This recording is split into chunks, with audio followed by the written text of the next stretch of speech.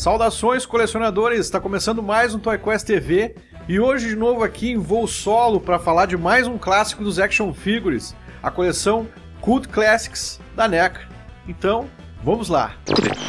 Recentemente nós produzimos uma edição do Toycast para falar de McFarlane Toys e em dado momento nós lembramos da principal concorrente da McFarlane, que era a NECA Toys, que lá no início dos anos 2000, quando a McFarlane fazia muito sucesso com a linha Movie Maniacs, que era uma linha de colecionáveis aí, que trazia personagens, né, figuras baseadas no universo do cinema de ficção científica, terror e ação.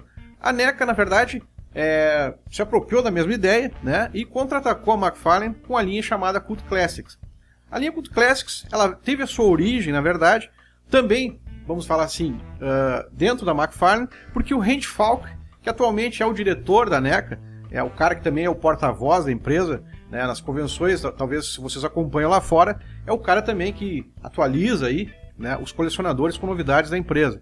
Pois o Randy Falk trabalhava na McFarlane Toys e ele se desligou da empresa e levou com ele alguns dos artistas, né, alguns dos escultores, das mentes criadoras aí, para a NECA Toys e pôde colocar em prática algumas das ideias que ele não pôde desenvolver na McFarlane Toys na NECA.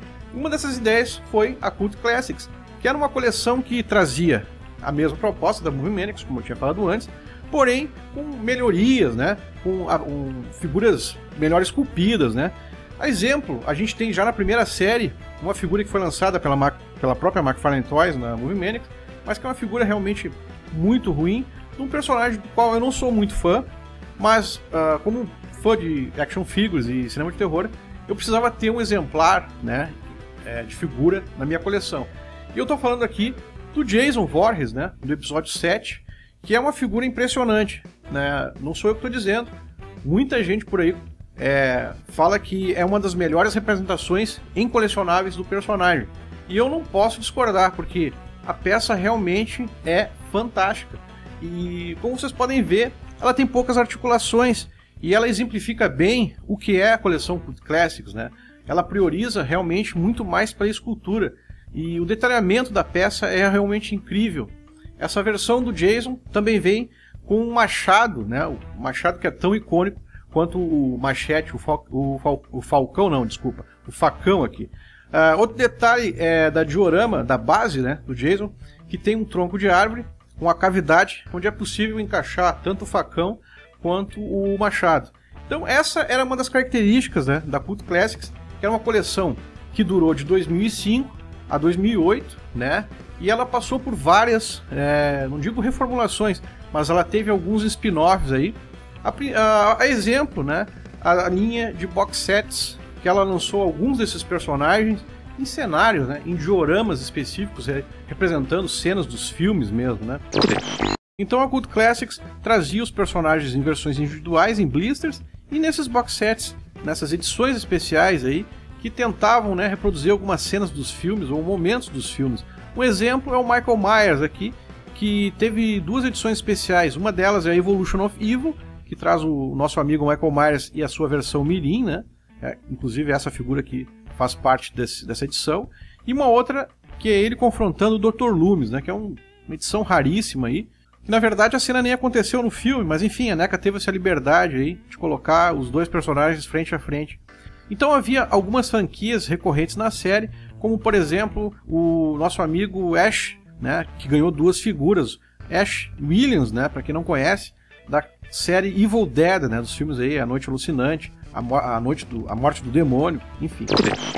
O Massacre da Serra Elétrica, né, representado aqui na figura do Leatherface, ela ganhou duas figuras, né, individuais, que é essa aqui, que é da versão clássica, que na minha opinião é a melhor representação do personagem nessa escala, né? Ela ganhou também um box set, mas aí da versão do prelúdio do filme, né, do Massacre da Serra Elétrica, figura que depois foi relançada individualmente, além, é claro, da última versão em que ele é visto no final do filme também. Dentre esses box sets da NECA, a gente teve algumas cenas de confronto, a exemplo, o Michael Myers, que eu falei aqui, contra o Dr. Loomis.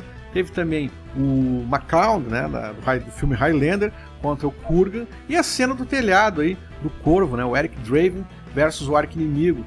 Os caras responsáveis pela trilogia do Corneto, né, o Edgar Wright, diretor, né, o Simon Pegg e o Nick Frost, também ganharam figuras Tem um box set muito divertido que traz os dois personagens, embora o Simon Pegg aqui, o Sean, já tivesse sido lançado individualmente, né? Ele foi lançado num box aí em conjunto com o personagem do Nick Frost, cujo nome eu não me recordo agora. Outra curiosidade foi que o David Bowie, falecido agora logo no início do ano, né, uma grande perda aí no cenário musical, ele ganhou uma figura, eu acho que a única figura, a única peça colecionável que traz o David Bowie. Eu fiz uma pesquisa e não encontrei nem mesmo na linha pop, né, algo que representasse o Bowie ou alguns dos seus personagens criados ao longo da carreira, né.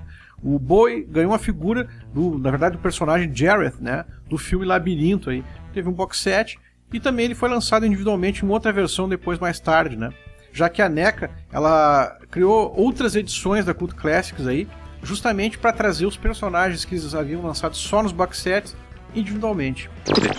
Falando nessas edições especiais, a gente teve aqui então o Pinhead, lançado numa versão alternativa aqui, que trazia a cabeça do ator Doug Bradley. Pinhead, né? Eu fiz a opção de comprar essa figura justamente por esse detalhe, né? Porque eu deixo exposto, né, com a cabeça do ator, que ficou uma escultura realmente incrível, né? A Cult Classics fez muito sucesso e foi uma daquelas coleções que sempre suscitavam na cabeça dos colecionadores a vontade de ver personagens aí, até então nunca vistos, né, nos colecionáveis. Infelizmente teve algumas coisas, alguns protótipos que foram apresentados nas feiras aí que não saíram.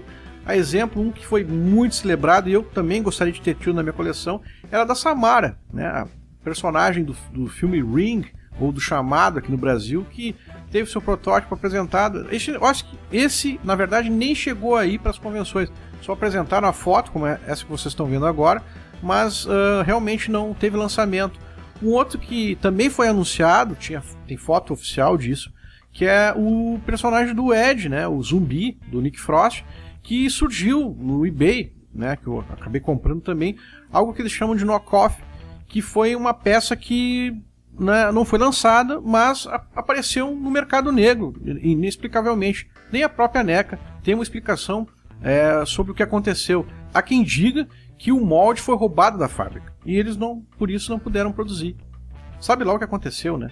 São mistérios aí da indústria dos colecionáveis. E essa foi a nossa edição especial sobre Cult Classics. A gente espera que você tenha gostado.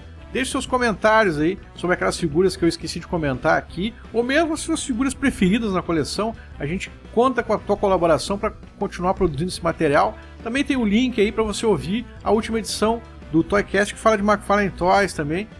Bem bacana. Valeu, a gente se vê no próximo Toyquest TV. Um abração